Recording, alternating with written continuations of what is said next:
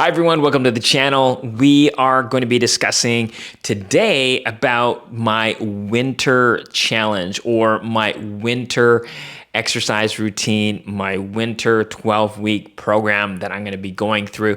And if you want to follow for that journey, make sure to hit subscribe, like this video, and listen for more. So I am over 46 years young, and my goal is to stay fit with my kids. I have an 8-year-old, I have a 10-year-old, I have an 8-year-old and I have a 12-year-old, and they have extracurriculars, and I am just really trying to keep up. I'm trying to stay fit. I am not trying to get a six-pack abs. What I want to kind of share is fitness versus, getting lean and let's say stage ready. So I haven't competed in bodybuilding or anything like that. In my younger years, I did a lot of powerlifting, I did weight training, and a lot of my cardio was literally low intensity and long bouts with the treadmill. And getting lean is great. Looking great for the gym or looking great for the beach is always a mental thing. But what I found is when I'm at my normal set point, my mental fatigue, my hormones get really depleted when I get super lean. And also, being super lean, I wasn't necessarily fit and healthy to get to those lower body fat percentages so I can show my abs and all the striations, etc. Now that I'm over 40, I'm really just trying to stay fit, trying to play basketball with my kids, soccer, baseball, and all the rest of it. So if you're like me, really over 40, getting into a weight routine, getting into a cardio routine, all those type of things is really can be difficult to do well and be safe and injury-free. What I've noticed going into my late 30s, early 40s, when I would attempt those big lifts or really strain myself for a marathon or something like that, I would get some sort of injury. So there are a few things in my winter routine that I want to share that right now, coming from the summer, took a little bit of a break from my fitness routine. I did a lot of cycling. Cycling was my main thing during the summer. And in the spring and in the winter was running. In May, I did a full marathon. November of last year, I did a half marathon. I did a lot of running. And I think a little bit of a mistake, I got really obsessed over running and cycling that I took weight training out of my equation. And now looking back, I think that's something that really hurt me from, let's say, a physical standpoint and let's say an aesthetic standpoint. And I wasn't really getting that much faster. Actually, for my half marathon training last year, I did still incorporate a lot of weight training. It's when I trained for my marathon, I took that out of the equation. I thought just focusing on running would make me stronger and faster, just doing that. And it actually hurt me. It got me slower for my average pace, and then fully transitioned to cycling as soon as my running or after that marathon was over. And during cycling, I did have some thoughts and attempted to reincorporate weight training, and I ended up not doing so. So again, I think I did really well. I did a lot of different things. Cycling was new to me. I actually only started cycling, I would say, November of last year, and that helped me learn a lot of different things. But I had a lot of, I would say, dads my age in their 40s and in their 50s that were super fit. And I was like, wow. And they really mentored me. I joined a cycling group and just really fell in love with cycling. So if you've seen some of my videos, I want to still take on cycling during the winter in the form of indoor training. So there's a few indoor trainers that I'm trying, reviewing, and ultimately will be using indoor training during my winter challenge per se. So what am I doing a little bit different? Well, number one is to stay injury free. So in this next 12 weeks, I'm going to be looking at incorporating weight training as one of my primary focuses for the week, and then cardio, which will be either running or cycling or walking. So it's really a hybrid approach. I think there is a lot to say about strength training as you get older, and our muscles do start to deteriorate if we're not using them and not challenging them more so in our younger years. Now, just a disclaimer, I'm not a personal trainer, I'm not a medical professional, so I invite you to follow me in my journey. But if you are wanting to follow my routines, please see a physician before so, or do what you need to do. Again, I am not a personal trainer or physician. From an aesthetic standpoint, just kind of share my stats with you. I'm 5'4". I'm weighing at about 175 pounds in the summer. During my cycling, when I was really peaked, I was about 160. So I've gained a little bit of weight going into the winter. And if you're like me, I typically gain some weight during the winter, and it's just year after year a little bit more difficult. To give you some context, last November, I think I was down to 158, 155 when I was running my half marathon, gained about 5 to 10 pounds after that. And it was difficult for me to go lower than 160 through 2025. Again, didn't incorporate weight training as much in 2025, which I'm looking to change for 2026. So kind of give you just a summary, kind of a breakdown of what my routine is going to look like.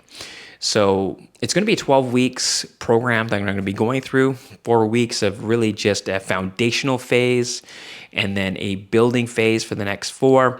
And then the last 4 is just kind of really peaking and really increasing strength and endurance. So Mondays, really going to be focused on more compound movements. So full body movements and full body workout for Monday. So for Monday, typically I'm going to do some sort of squat or deadlift in maybe 3 to 5 sets, and then going into a bench press or dumbbell press, most likely incline flat, but again, just 5 sets, and then do some sort of back movement. So dumbbell rows or barbell rows. Now, I'm keeping it really simple for the foundation phase, and reason being is just to get the muscles moving, but the goal is to lift as much weight as I possibly can, 70 to 80% of my heaviest lift. So that would be about maybe 5 to 6 reps. Now, again, a full warm-up and dynamic stretching before the workout, and then after, just a good mild stretch and cool down. So warm-ups, I'll probably be using the indoor trainer, and dynamic stretching about 15 to 20 minutes, and then that would be my workout for the Monday. Tuesday will be dedicated to 45 minutes to 60 minutes on Zwift or the indoor trainer, and that will be focused on zone 2. So I'm not racing, I'm not trying to do anything crazy, just really keep a steady pace with some efforts. And then on Wednesday, I'm going to do some running. So this is going to be 20 to 40 minutes. Most likely going to be 20 minutes for the first week, 25 minutes in the second week, and so on, and kind of increase. But again, zone 2, and really just capitalizing on just steady pace. And then on Thursday, we're going to do a full body workout again. Now, if I do squats on Monday, I'm going to do deadlifts on Thursday. If I do barbell press, if I do bench press on the Monday, the focus will be overhead press, so working on the shoulders and upper body. And let's just double check what I have here. You know what? I'll go through this. Deadlift, overhead press, and then focus on pull-ups or dips. Again, body weight. And again, will be 5 sets total, 2 sets to warm up, and then 3 sets of working sets. And again, we'll be focusing between 5 to 8 reps. When it goes to the pull-ups and dips, I'll probably range a little bit higher, maybe 8 to 10. So let's just keep that range between 5 and 10 reps. Now I will use, for pull-ups, use some bands, and for dips, may need some, now dips will be okay for me for body weight. And then for the Friday, I am going to do a hybrid. I'm actually going to do 30 to 45 minutes on Zwift, and then switch right into a run for 15 to 20 minutes on the treadmill. So and that will be kind of my Friday. And then Saturday is going to be a choice. So Saturday is going to be more of the indoor trainer, again, an hour and a half, 90 minutes, a little bit longer than the other rides during the week, or go for a run. And then that will be more focused. That will be 5 to an 8K run, indoor or outdoor. So the choice for me on a Saturday is if it's nice enough weather, and I don't mind if it rains, but if it's not like a storm, I would rather do 5 to 8K outside versus doing, let's say, an indoor trainer. Now, if I do use the indoor trainer for whatever reason, because this is 12 weeks, I'll kind of switch things up. But for the first 4 weeks, I'll either have 90 minutes on the indoor trainer or a 5 to 8K run. And then Sunday will be my rest day. And this is where I'm going to incorporate walking. So it's an active rest day. So making sure I get some walks in, and hopefully with my wife or with the kids or both, and doing some sort of stretching or yoga. So that's going to be kind of the first 4 weeks will be my building stage. So will I record each day and workout? Probably not. I will have some videos on just kind of the overall of what I've done for the week. If you're interested in that, again, hit subscribe. If you're finding value in this video, also do the same. You know what to do. And so, yeah, this is going to be my winter 12-week program that I'm going to be doing. Again, first 4 weeks is my foundation phase, and then we'll move on as we go. Once this 4 weeks is over, we'll have an update, and then go through the next 4 weeks, and then so on. Now, why do I want to do this? One, my kids are getting way more active. Both my kids are very competitive. My daughter's actually in national dance, which is a lot of work, and a lot of that also has to do with endurance.